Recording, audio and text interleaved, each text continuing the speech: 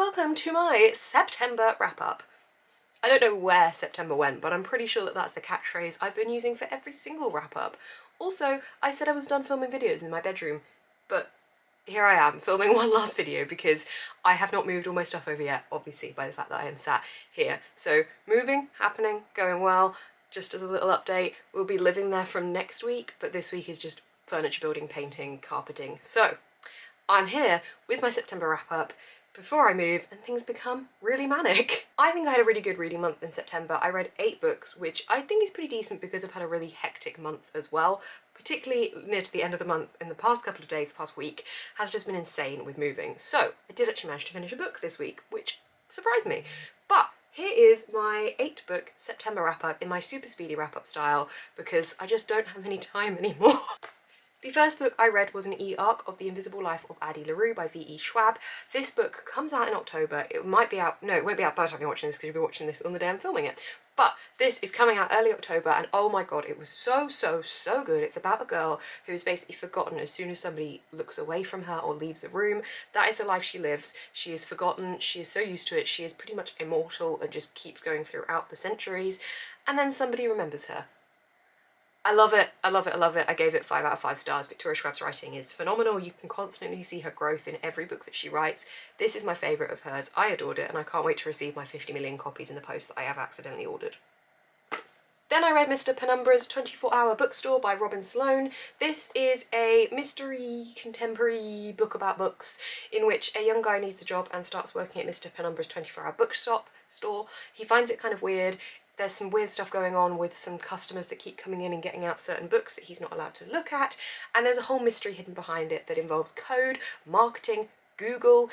It's really cool. If you're a marketer like myself, if you work in marketing, then this book will be doubly appealing to you.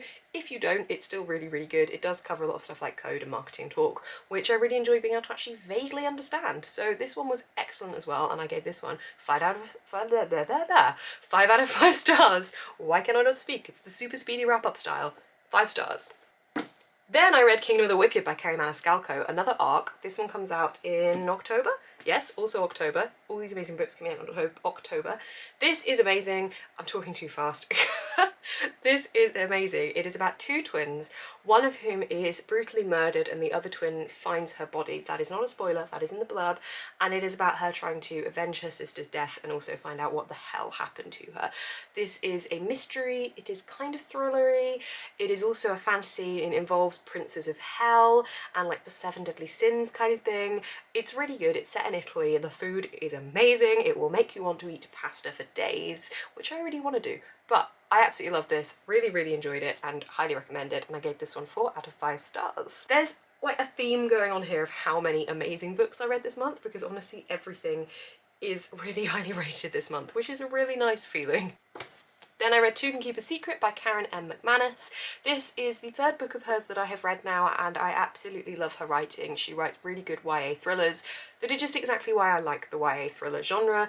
This one is about 2 twins, again, who return to their mum's hometown because they need to be looked after by their grandma, but there's some killings going on or some kind of whispers of some killings happening and they are kind of swept up into the mystery of what the hell is going on and why is it all happening. It was a kind of mystery book month for me this month. I was really fancying these kind of reads. Really enjoyed this one as well. I gave it 4 out of 5 stars. If you're looking for a YA thriller that is just quite quick, short and just fun, then this one is definitely for you.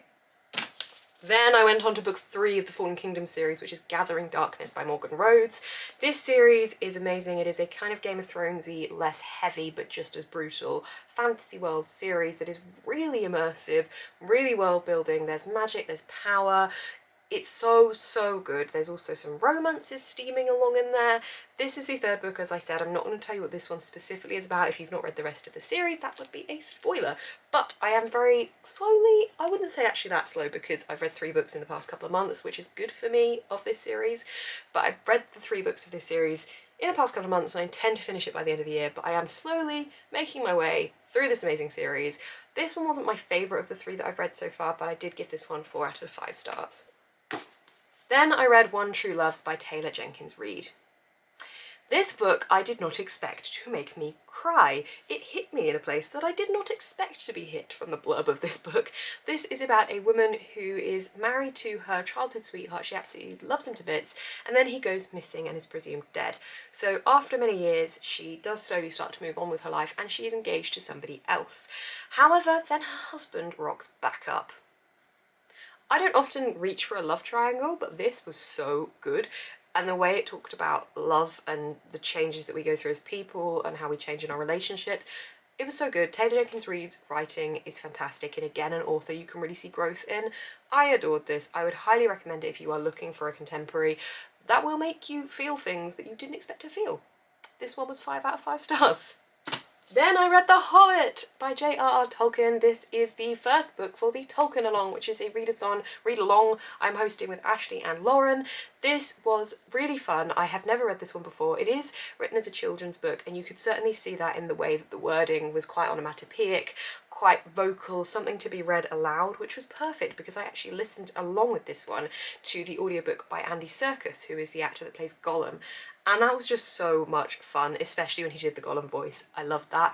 But for a first book of the Tolkien Along, I'm really, really pleased with how much I enjoyed this one.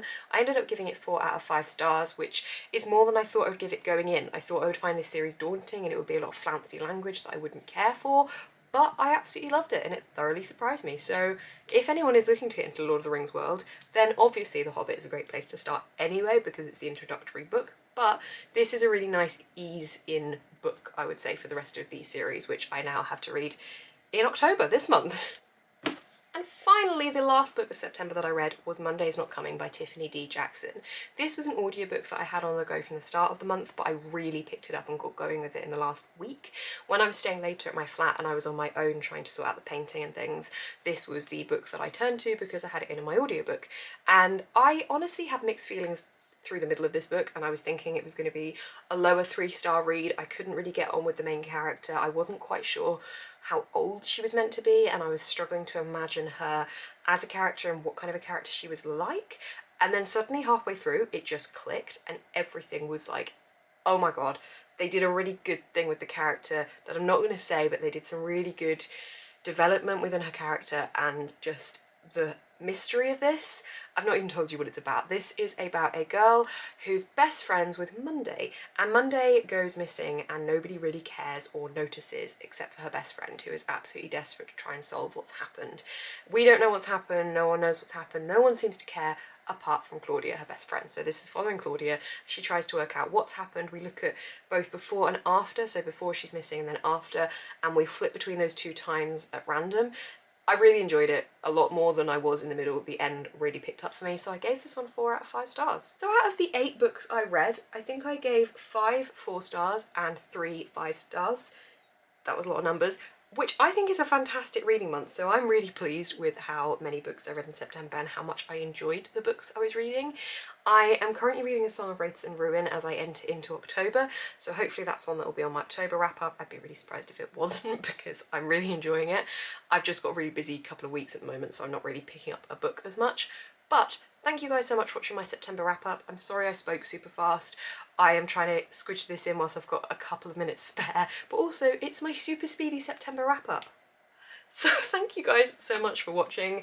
Let me know what you read in September, what your favourite book was, or if you've read any of these, or what you would recommend based off of these books that I have read. Thank you guys so much for watching. If you did like this video, please give it a thumbs up as well, and as I said, you can comment down below.